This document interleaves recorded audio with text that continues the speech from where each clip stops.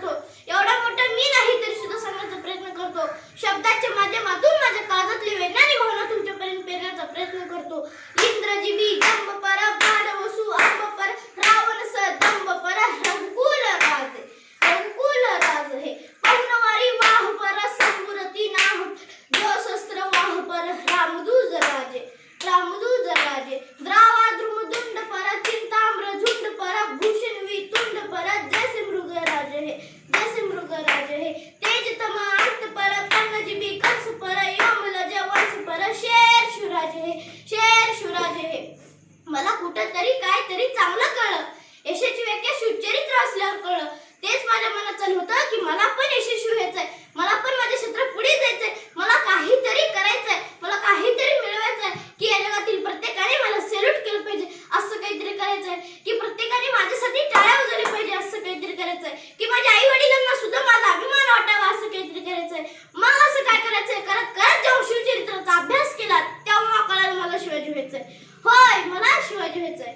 आता तुम्ही सगळे विचार करत असाल की हा पोरगा म्हणतोय मला शिवाजी व्हायचंय. मग इतकं सोपं आहे का शिवाजी होणं? 350 वर्ष होऊन गेली. छत्रपती शिवाजी महाराज कोणीच होऊ शकत नाही या जगाच्या पाठीवर. पण मला छत्रपती शिवाजी महाराज व्हायचं नाही, मला शिवाजी व्हायचंय. आजच्या काळातलं माझ्या क्षेत्रातलं मला शिवाजी व्हायचंय. प्रामाणिकपणाने एक सांगतो, जिथे जिथे महाराजांचा भगवा खांद्यावर घेतला जातो, जिथे जिथे महाराजांचा विचार पुढे नेण्याचं काम केलं जातं, तिथे तिथं मानव मोरडे संघटना बघत नाही, जात बघत नाही, माणूस बघतो. कारण माणूस महत्वाचा असतो.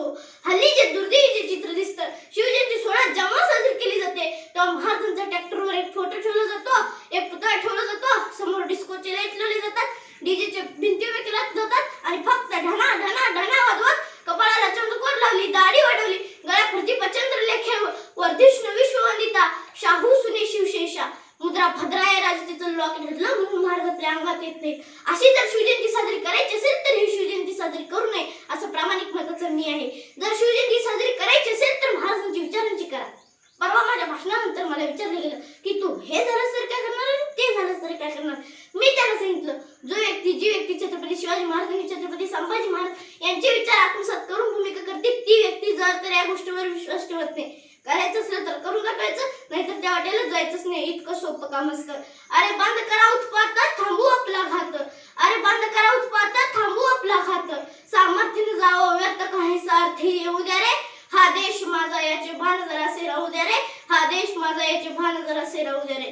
ताईनो, तुम्हाला सांगतो, जर कोणी तुम्हाला हात लावलं ना तुम्ही ऐक करता का म्हणे, पण जर तुम्हाला हात लावलं ना त्याला त्याचं बापाचा ढोल पाहिजे एवढे मात्र लक्षात घ्या. अरे तलवारीपेक्षा तीक्ष्ण नजरेची धार आहे.